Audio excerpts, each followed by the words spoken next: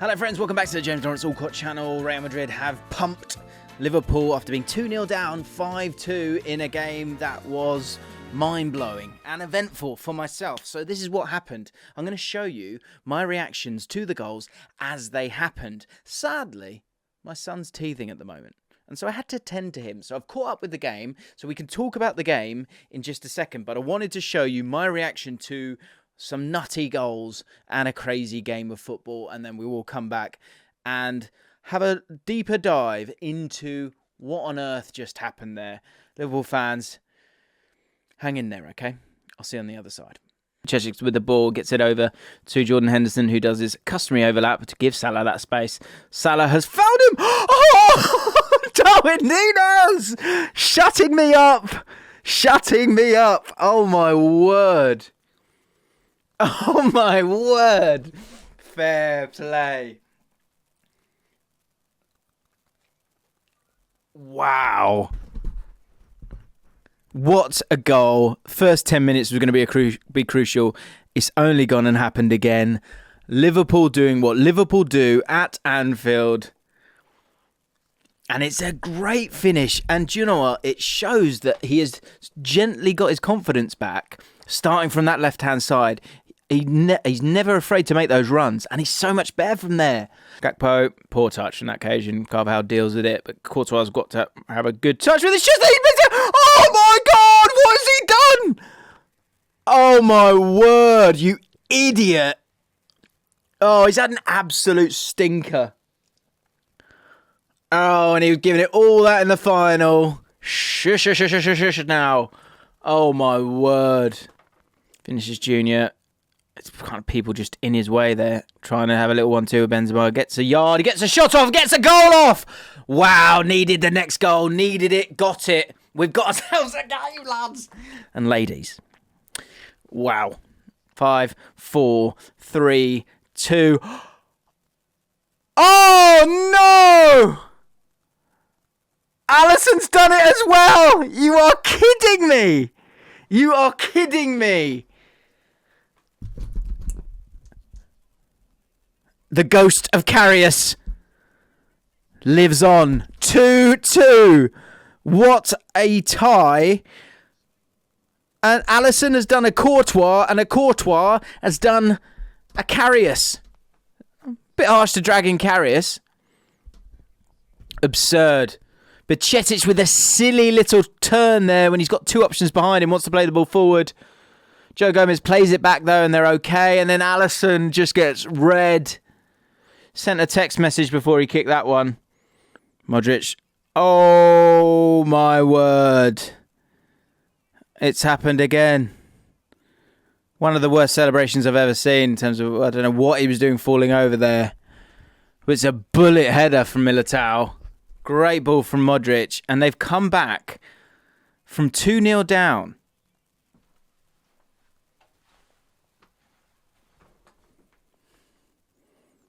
I missed a goal.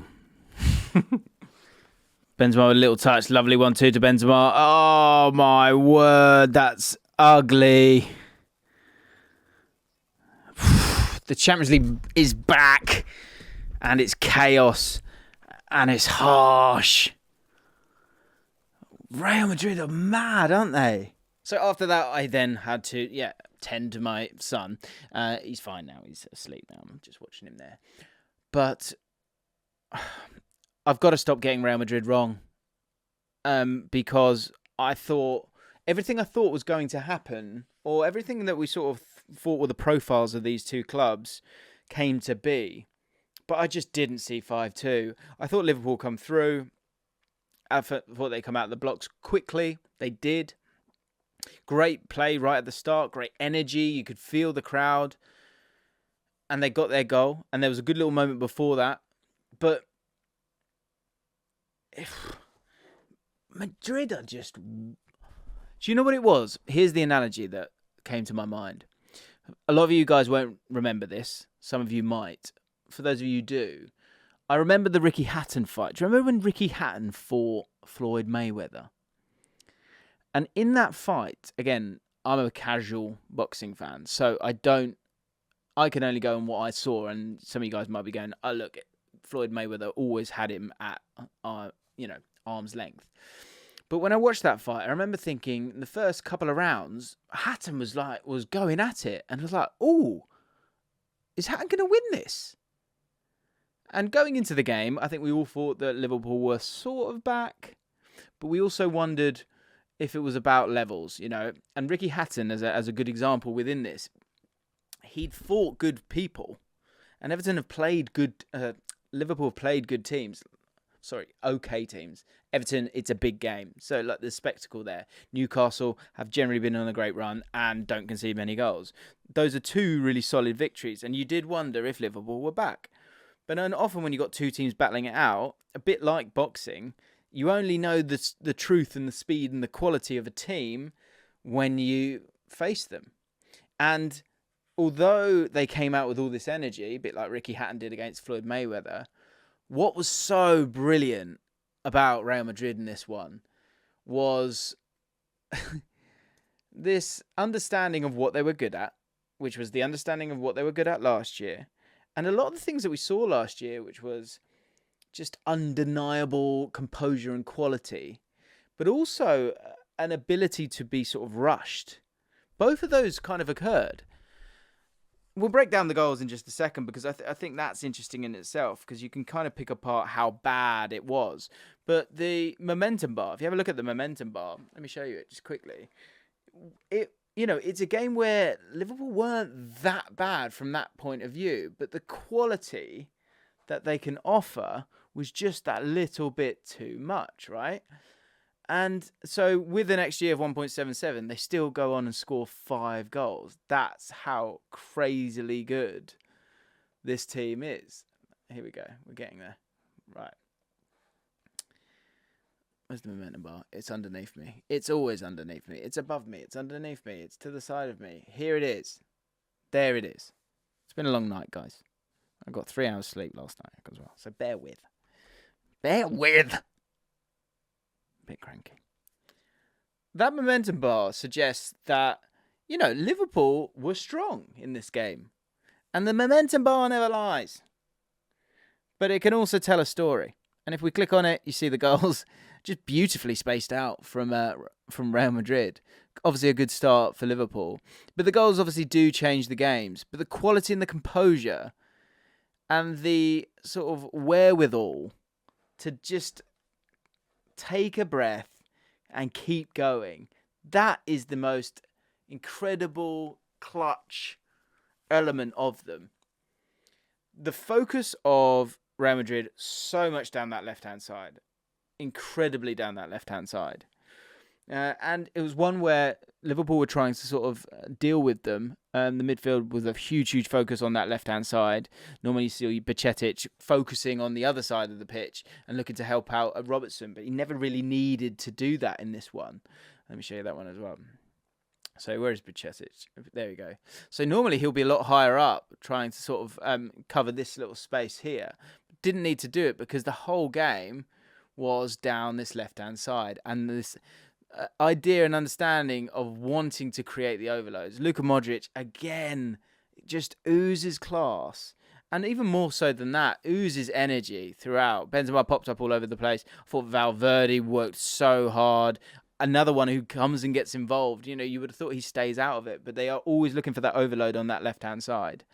And that was a real clear element of their play that they always do, really, because they're always trying to get this guy, Vinicius Junior, into the game. And it was Vinicius Junior who really actually gave them a foothold back in the game.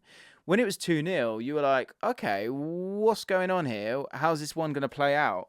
But if we make our way through the goals, first of all, the Darwin Núñez goal is absolutely fantastic. The perfect start for Liverpool. Great play, incredible vision from Salah. A great run from Darwin Núñez and the perfect matchup actually for him. And again, this is something we said last year a lot of the time. We were like, oh, you can get at Carvajal. And Darwin Núñez did that. And that movement from the left-hand side into that central channel is something that they will continue to get joy from because he's kind of coming from that blind side because for Liverpool, the aim is to have that overload on the right-hand side. The whole game is played down one side of the pitch. But the finish is superb as well. Really instinctive, really, really great stuff. The second goal is so bad from Courtois. So bad. So bad. There's not much more you can say. But once it gets to 2-0, they almost scored those 2 goals too early. Because I then said in the stream, the next goal is everything. It's absolutely everything. And when we talk about Vinicius Junior and the quality that he possesses, first of all, his ability to run, continue to run, continue to be an outlet. And I guess that's just because, he's obviously got a wonderful sort of stature and body to do that, but also the desire to do that. Sometimes players can get a bit, full of it, really. But he's got insatiable desire to kind of run those channels and make things happen. But also, he's really, really sort of leveled up in terms of his technical ability as well over the last year or so, and his finishing ability as well. Because for some of the goals, I think there can be a higher level of tenacity from Liverpool defensively. But I think it's a little bit heavy to go on Joe Gomez because of that overload. What they do so brilliantly is they freeze the opposition.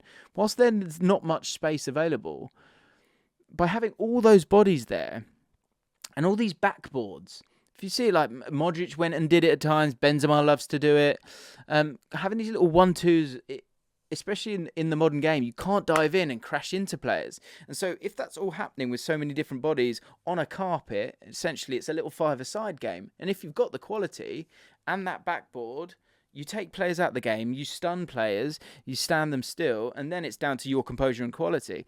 And Vinicius Junior there, that's just brilliant. To get it, sort of whip it up over Gomez and find that corner like that, it gives them a chance to get back into the game. And that is the starting point for it. Then Alisson with, you can dress it up however you want. And obviously I talk about the goal in as it happened. You can't be making those mistakes. There's an element of being unlucky there. Vinicius Junior turns his back on it. And, the timing of it is pretty heartbreaking for Liverpool. But that can't happen. And there has to be moments where you understand that you just need to get rid of it. And he's trying to be a little bit too clever there. And that second goal, to provide that parity for Real Madrid, they didn't kind of look back from there. Liverpool had that thrust at the start, but never really were able to grasp the midfield at any stage during the game.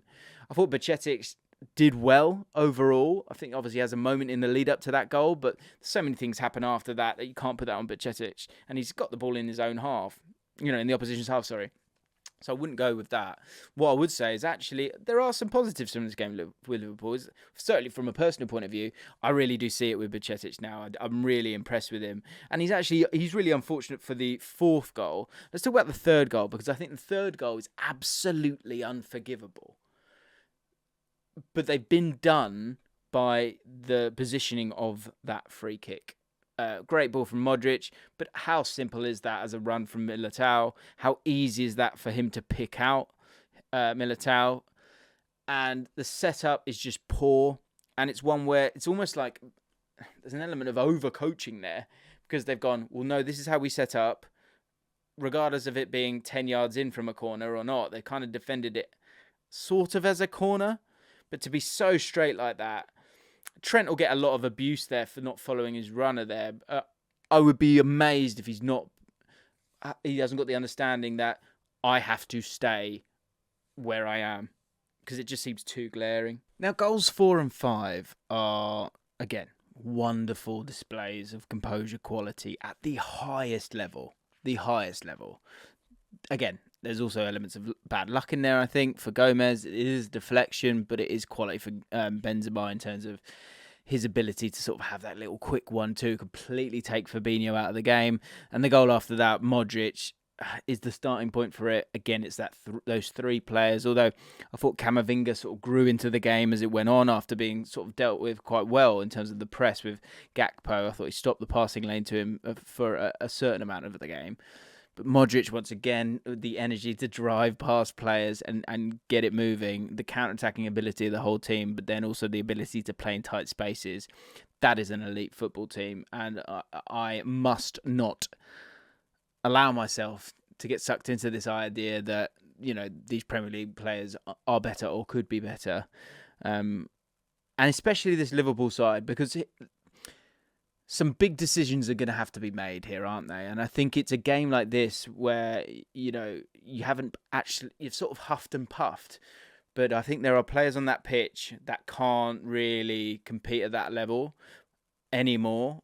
I look at it and I think Joe Gomez just is not there, really, in terms of being kind of where they need to be. And the future is, of course, Konaté. I think Virgil van Dijk is looking pretty sort of languid at times. Maybe that's just his style and maybe it's just one game. I think you've got to give him time, especially when he's just come back from an injury. But we talk about Bajcetic being up for it and up to it. Fabinho just looks so off it, like miles off it. I thought Jordan Henderson showed good energy in the first half, but he's not the future.